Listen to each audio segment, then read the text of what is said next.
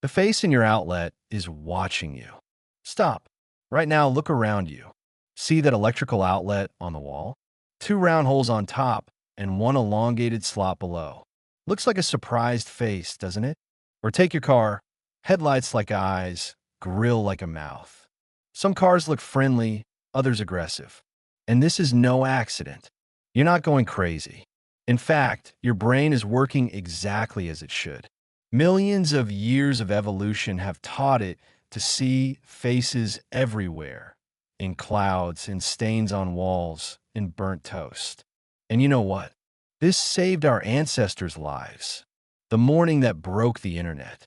In 2004, Diana Dewey, sir from Florida, was making a grilled cheese sandwich. An ordinary morning, an ordinary breakfast. But when she flipped the toast, she froze. A face was staring back at her from the toasted bread. The woman was certain it was the Virgin Mary. Diana kept this toast for 10 years. Then she put on eBay. Guess how much it sold for? $28,000. Yes, someone paid the price of a new car for a piece of bread with a stain. But that's not even the most interesting part. Thousands of people around the world saw the same thing in the photograph. A face. Not just a stain or pattern. A face. Eyes, nose, oval, everything in place. And here's where it gets fascinating. Why do we all see this? Your brain, a face-hunting machine. Imagine you're walking through a dark forest. Moonlight barely penetrates the tree canopy. Every shadow seems alive. Your heart pounds. And suddenly, between the trees, something flickers. Something that looks like a face. Stop. At this moment, your brain has already made a decision. Before you even had time to think. A special area of the brain, the fusiform gyrus, fired in fractions of a second. It's responsible for just one thing, face recognition. It's like a built-in detector that works 24/7 and doesn't know how to switch off. Scientists call this area the FFA, fusiform face area. Funny, right? We have an entire department in our heads that deals only with faces. Not hands, not trees, not cars. Only faces. And it's so sensitive that it triggers even for two circles and a line. Like this, smiley face. See? Your brain has already recognized the smile. The error that saves lives. But why do we see faces where there are none? It's actually simple and genius at the same time. Let's go back 100,000 years. No, better yet, 1,000,000. You're an ancient human, living in the savannah, full of predators. You're going for water. Something rustles in the bushes. Is there a leopard hiding there? Or is it just wind moving the leaves? You have a split second to decide. Option 1, you decide it's just a bush. If you're wrong, you get eaten. Game over. Your genes won't pass to descendants. Option 2, you mistake the bush for a predator and run. If you're wrong, well, you ran for nothing. But you're alive. See the logic? Better to be frightened by shadows 1,000 times than miss real danger once. Those who saw threats everywhere survived more often. Their children inherited this trait, and so it went for millions of years. Carl Sagan, the famous astrophysicist, wrote about this. As soon as the infant can see, it recognizes faces.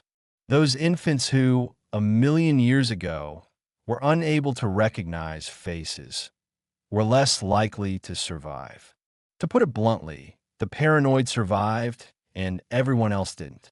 We're descendants of the paranoid. And that's good. Pareidolia, your personal guardian. What you're experiencing when you see faces in outlets has a scientific name, pareidolia. Sounds like a disease, but it's not. It's a perceptual feature where the brain finds familiar patterns in random designs. Actually, if you think about it, it's quite funny. Your brain is so obsessed with finding faces that it's ready to find them anywhere. In the moon, many people see a face or human figure there. In clouds, who didn't look for animals and faces there as a child? Even an ordinary outlet with its surprise expression. Professor David Allais from the University of Sydney explains it simply. From an evolutionary standpoint, the ability to never miss a face is far more important than the error of perceiving inanimate objects as faces. So it's not a bug. It's a feature, not a system error, but its advantage. The Martian face and mass hysteria. In 1976, the Viking 1 spacecraft photographed the surface of Mars. In one image from the Cydonia region, there was something strange. A hill that looked like a huge face staring at the sky. The photograph exploded the internet. Well, there was no internet yet, but newspapers and television went crazy. Ancient Martian civilization. A message to Earthlings. Proof of extraterrestrial life. NASA tried to explain it was just a play of light and shadow. But who listens to boring scientists when you can believe in Martians? 20 years later, in 1998, the Mars Global Surveyor took new photos of the same place, with better resolution under different lighting. And what was there? An ordinary hill. No face. Just an unusually shaped rock. But you know what's interesting? Even after this, many continued to believe in the Martian face. Because our brain loves finding meaning where there is none. Especially finding faces. Why faces specifically and not something else? Good question. Why don't we say, hands everywhere? Or trees? Why specifically faces? The answer lies in our social nature. Humans are collective beings. We survived not through sharp fangs or fast legs. We survived through cooperation. And for that, we needed to quickly distinguish who's friend, who's foe, who's angry, who's happy. Babies begin responding to faces practically from birth. Within hours of being born, they prefer looking at images of faces rather than other objects. It's innate. We're programmed to search for faces. And it's not just about survival. Faces are emotions, communication, connection with other people. Think about it. How often do you check your conversation partner's facial expression? Are they joking or serious? Angry or pretending? We read all this in milliseconds. By the way, interesting fact. Research shows that pareidolia manifests more strongly in lonely people. The brain searches so hard for social contact that it's ready to find a face even in an electrical outlet. Sad? Or maybe touching. The modern world through ancient brain's eyes. Here's the paradox. We live in the 21st century where leopards don't hide in bushes near the supermarket. But our brain still operates on the old program. It continues searching for faces and threats everywhere. And you know what? Manufacturers understand this perfectly. Look at car design. Headlights positioned like eyes, grille like a mouth. Some cars look aggressive, narrow eyes, sharp angles. Others, cute and friendly, with round headlights and a smiling grille. This is no accident. Designers deliberately use our tendency to see faces. A car with a friendly face seems safer. One with an aggressive face, more powerful and sporty. Same with houses. 2 windows and a door. The classic house face that children draw. And adults see it too. A house can look welcoming or gloomy, and often it depends on the arrangement of windows and door. By the way, have you noticed that old houses often seem more alive? They have asymmetrical windows, unusual details. Modern glass skyscrapers are faceless. Literally, it's harder to see a face in them when the brain plays games with us. A test that will surprise you. Let's do an experiment. I'll show you 3 symbols and you tell me what you see. What is it? Right? A smiling face. Now this. Recognize this expression? Of course. Your brain instantly turned a set of symbols into a face with a sly grin. Now here's the interesting part. Try not to see a face in these symbols. Try to see just dots, lines, and brackets. Difficult? Practically impossible. Once the brain recognizes a face, it can't unsee it. It's like that picture where you can see either a vase or two profiles. Remember that one? But with faces, it's even stronger. The brain latches onto them like a vice. The scientific view: what happens in the head? In 2009, a group of scientists from the University of Toronto conducted a stunning experiment. They showed people images with pareidolia, those faces in clouds and outlets, while simultaneously scanning their brains. The result? The fusiform gyrus activated exactly the same way as when looking at real faces. For the brain, there's no difference between a human face and a face in an outlet. The signal is identical. But that's not all. Researchers discovered something surprising. When we see a pareidolia face, not only does the face recognition zone activate, the frontal cortex also engages, the area responsible for evaluation and interpretation. This means the brain doesn't just see a face. It immediately starts analyzing it. What's its expression? Friendly? Threatening? Surprised? All this happens automatically in fractions of a second. Professor Kong Lee, the study leader, explains the brain processes objects with pareidolia not as an error, but as real faces. It even attempts to determine their emotional state. That's why we don't just see a face in an outlet. We see a surprised face in an outlet. Pareidolia across different cultures.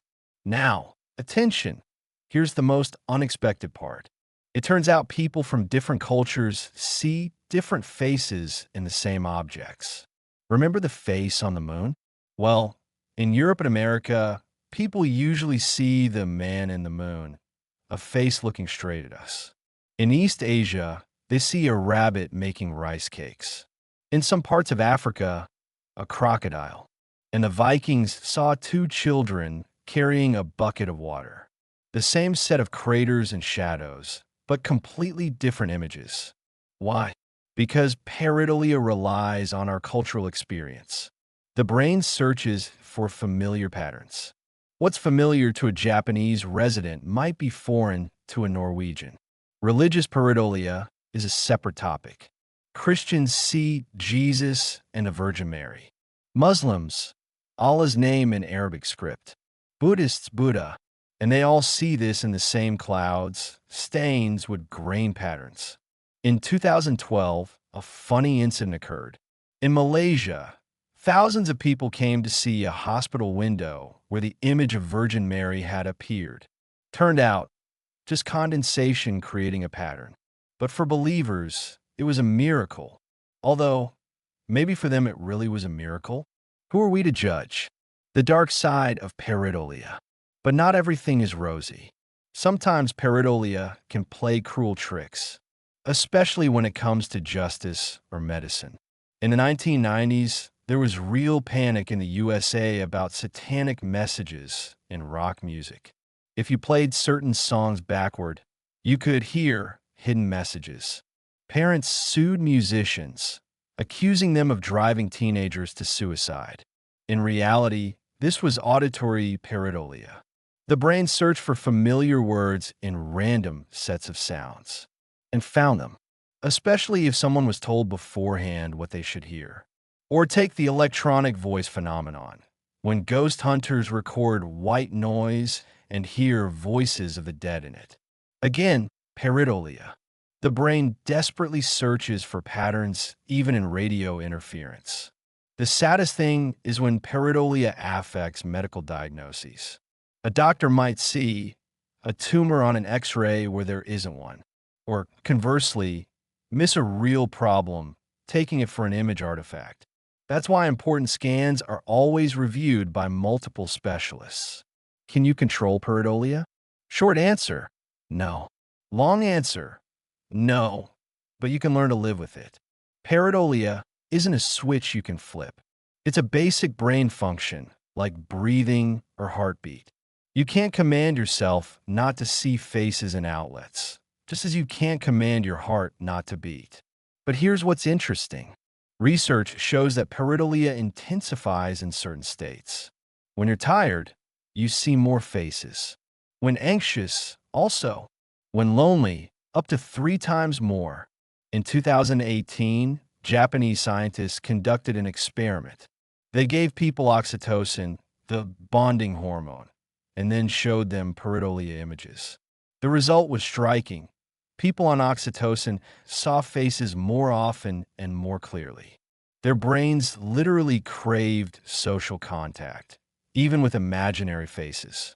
On the other hand, people with certain disorders see fewer pareidolia faces. For example, with autism, the fusiform gyrus works differently. People with autism less often see faces in random patterns. For them, an outlet is just an outlet. This, by the way, creates an interesting paradox. We think seeing things as there is normal. But actually, the norm is seeing what isn't there. And those who see reality without embellishment are considered abnormal. Funny, right? Pareidolia in art, when illusion becomes intent. Artists long ago understood the power of pareidolia and began using it. Leonardo da Vinci advised students to look at stains on walls and find subjects for paintings in them. You will see divine landscapes there, battles and figures, strange faces and costumes, he wrote. Salvador Dali perfected this. His painting Paranoiac Face. If you look from afar, you see a face. Come closer, it's a group of people sitting by a hut. Brilliant and creepy at the same time. And Giuseppe Arcimboldo? His portraits made of fruits and vegetables. Pure pareidolia turned into art. A pile of vegetables forms a face. The brain can't help but see a person, though it understands it's just food. Modern artists play with this too. There's an entire movement, pareidolia art. Artists deliberately create works with double meaning, where you can see different images depending on the viewer's mood and attention. But the coolest thing is accidental pareidolia in art. When an artist paints one thing and people see another.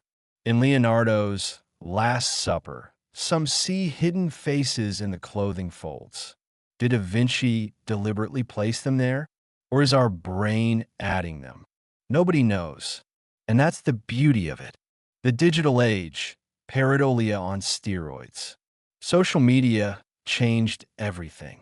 Before, if you saw a face in a cloud, you could tell a couple of friends. Now, you post a photo on Twitter, and within an hour, millions see it. There are entire communities of pareidolia enthusiasts. The subreddit r/pareidolia has over 1 million subscribers. People from around the world share photos of faces they've found in everyday objects. Happy peppers, sad houses, surprise bags, you name it. Instagram spawned a new trend, hashtag icy faces. Thousands of photos every day. And you know what? It makes people happier. Seriously, there's research.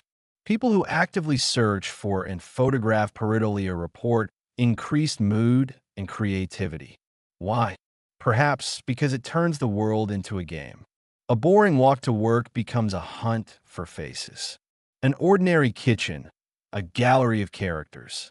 It's like augmented reality, but without gadgets. But there's a flip side. Face recognition algorithms also suffer from pareidolia. Google Photos once tagged 2 cinnamon buns as faces. Facebook found faces in abstract paintings. We taught computers to see faces but forgot to teach them not to see faces everywhere. By the way, here's a thought. If artificial intelligence also sees faces where there aren't any, does this mean it's becoming more human? Or have we just passed our bugs along with the features? Pareidolia and psychology, a window into the subconscious. Psychologists love pareidolia. For them, it's like an X-ray of the soul. What a person sees in random patterns says a lot about their state.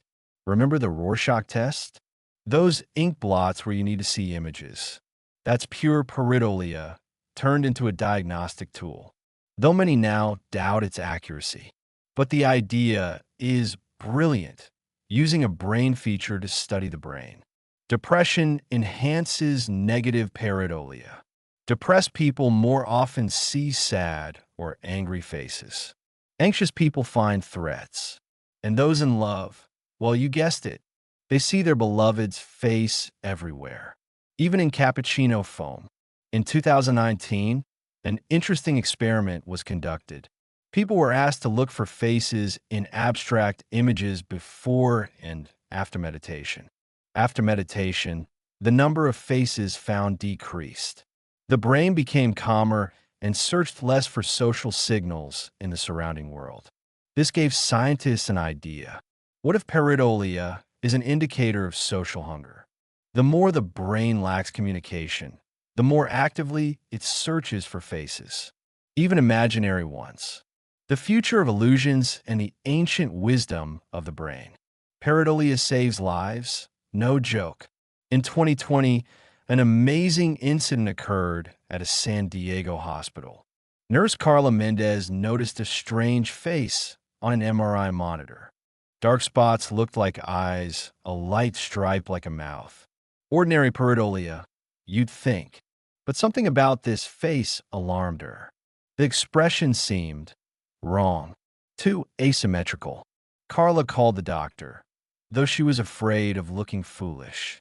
"I see an evil face here," she said. The doctor looked more carefully and discovered an early-stage tumor he'd missed on first examination. The patient was operated on in time. Pareidolia literally saved a life. Now some medical schools teach using pareidolia as an additional tool. If the brain sees a wrong face on a scan, it's worth looking more carefully. Maybe it's not just imagination playing tricks. Children and pareidolia, where it all begins. My niece at 3 years old was afraid to sleep in her room. "There's a mean man there," she'd say, pointing at the wardrobe. Her parents worried. A ghost? Psychological trauma? Turned out, shadows from clothes on the wardrobe door under the nightlight formed something resembling a face. They moved the nightlight. The man disappeared. But this made me think. Children see faces everywhere, more than adults. Their fusiform gyrus works at full capacity, but the prefrontal cortex, the one responsible for critical thinking, isn't yet developed. They see a face and immediately believe it's a real being. A 2021 study showed children under 5 find faces in random patterns 3 times more often than adults. But here's what's interesting. They also better recognize real emotions on people's faces, as if enhanced pareidolia is training for social skills. Maybe that's why children love cartoons, where everything has faces. Thomas the Tank Engine, cars, even talking vegetables. For a child's brain, this is natural. Everything around is alive and has a face. With age, we learn to suppress pareidolia. Or rather, not suppress, but ignore. Adults also see a face in an outlet. They've just learned not to pay attention. But the ability doesn't go anywhere. It just falls asleep. When pareidolia breaks, there are people who don't see faces in random patterns at all. For them, a cloud is a cloud. An outlet is an outlet. No hidden images. This condition is called prosopagnosia, face blindness. People with this disorder have trouble recognizing even real faces. Brad Pitt, by the way, suffers from a mild form of prosopagnosia. He might not recognize someone he talked to an hour ago. But here's the paradox. Some people with prosopagnosia still experience pareidolia. They don't recognize their neighbor's face, but see a face in a car. How is this possible? It turns out different brain systems are responsible for face recognition. One for details and identifying specific people. Another for the general pattern of "this looks like a face." The second is more ancient and resilient. It can work even when the first is broken. It's like a computer. A complex program might glitch, but the basic BIOS still works. Pareidolia is our brain's BIOS. The most basic, ancient program. The Martian Chronicles continue. Remember that face on Mars from the first part? The story has a sequel. In 2022, the Perseverance rover sent a photo that again broke the internet. There was a clear pattern on a rock that looked like a doorway. Door to a Martian city, headline screamed. NASA is hiding the truth, conspiracy theorists echoed. People enlarged the image, looked for other structures nearby. NASA patiently explained, it's just a crack in the rock, a few centimeters high. Light play created the illusion of a doorway. But try explaining that to a brain that sees a door. And you know what? Maybe that's even good. Pareidolia fuels our curiosity. We search for signs of life, traces of civilizations. Yes, we're often wrong. But this very ability to see patterns helped us discover real wonders, from DNA structure to gravitational waves. Carl Sagan said, imagination will often carry us to worlds that never were. But without it, we go nowhere. Artificial intelligence learns to see faces. In 2023, a breakthrough occurred. OpenAI taught its AI not just to recognize faces, but to experience pareidolia. Why? To better understand human perception. The AI began finding faces in the same places humans see them, in clouds and with texture in random spots. Moreover, it began creating art based on pareidolia. It drew paintings where you could see different images depending on viewing angle. But a philosophical question arose here. If a machine sees faces where there are none, does this mean it has imagination? Or is it just imitating our perceptual errors? While scientists debate, technology moves forward. New security systems use reverse pareidolia, creating patterns that humans perceive as faces, but cameras see just as dots. This protects from surveillance while allowing people to feel comfortable. Car manufacturers now specifically test car designs for pareidolia. Too aggressive a face scares off buyers. Too cute, they don't take it seriously. They're looking for the golden mean. Pareidolia as therapy. In Japan, they invented an unusual method to combat loneliness in elderly people. They're given a task. Every day, find and photograph faces in surrounding objects. Then share in a group. The results are striking. People become more active, leave home more, communicate. One 78-year-old program participant said, I stopped feeling lonely. The whole world smiles at me. Of course, it's not a panacea, but for a brain craving social contact, even imaginary faces are better than nothing. Pareidolia becomes a bridge to real communication. Similar programs are being launched for children with autism. It's hard for them to read real emotions, but pareidolia offers simplified, exaggerated faces. It's easier to start learning from them. The dark side, when faces become nightmares. But let's not romanticize. Sometimes pareidolia turns into a curse. With certain mental disorders, people see threatening faces everywhere. In every shadow, in every pattern, evil eyes, bared mouths. Schizophrenia often amplifies pareidolia to a painful level. A person doesn't just see faces, they're certain they're real, that they're watching, threatening. Antipsychotic medications, by the way, reduce pareidolia. It's one marker of treatment effectiveness. With dementia, pareidolia also changes. People might take wallpaper patterns for a person, talk to them. For relatives, this is frightening. But for the person themselves, this might be the only company in their lonely world. There's even a condition, pareidolia disorder, where a person literally cannot not see faces. Every surface swarms with eyes. Imagine walking down the street and thousands of faces stare at you. From every stone, from every leaf. Horrifying.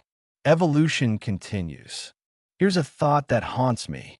We live in an era when there are fewer real faces around. Everyone's on phones, in masks, working remotely. Personal communication is declining? What if our brain adapts?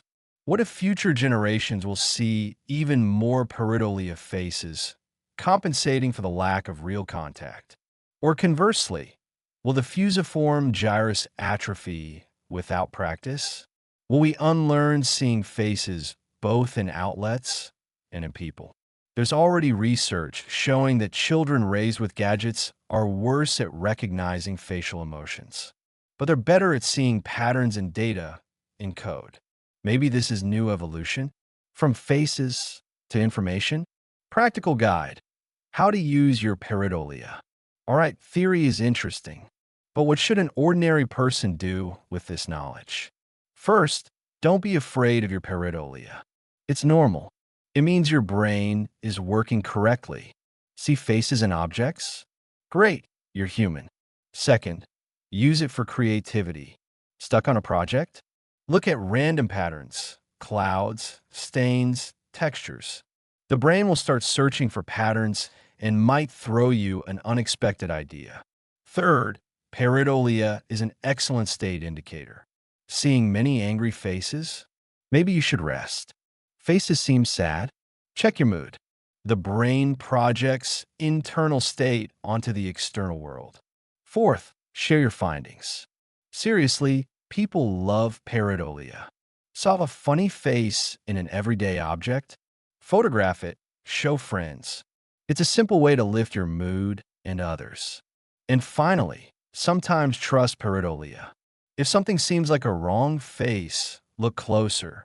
Maybe your ancient brain noticed something consciousness missed. The story where it all began. Remember, I started with an outlet? Well, I have a personal story. When I was about 5, I was sick, high fever, lying in bed, and all day I stared at the outlet across from my bed. It seemed alive to me, changing expressions, sometimes surprised, sometimes sad. I even talked to it. Mom thought I was delirious from the fever. But you know what? That outlet helped. I wasn't as lonely being sick. I had a friend, even if imaginary. Pareidolia became a comfort. Many years later, I learned this is a common phenomenon, that millions of people see the same thing. And somehow that made it even warmer. We're all connected by this strange ability to see faces where there are none. Final thought: gift or curse? So what is pareidolia? Evolutionary baggage we're dragging from the Stone Age? Or an amazing ability that makes us human? I think both. Yes, sometimes it makes us look foolish. Buy toast for $28,000. Fear shadows. See signs where there are none. But also makes the world more alive, more interesting. It turns boring objects into characters. Helps us feel connection even with inanimate objects. Saves from loneliness. Sometimes saves lives. After all, what makes us human? Isn't it the ability to see more than what's actually there? To find meaning in chaos? To animate the world around us? Pareidolia isn't a bug. It's a feature. One of those strange, illogical peculiarities that make the human experience so human. So next time you see a face in an outlet, smile at it. It's your brain reminding you you're a descendant of those who survived, those who saw danger in shadows, those who look for friends everywhere. And you know what? Maybe the outlet will smile back. Although no, it's just 2 holes and 1 indentation. But it still looks like a smile, doesn't it?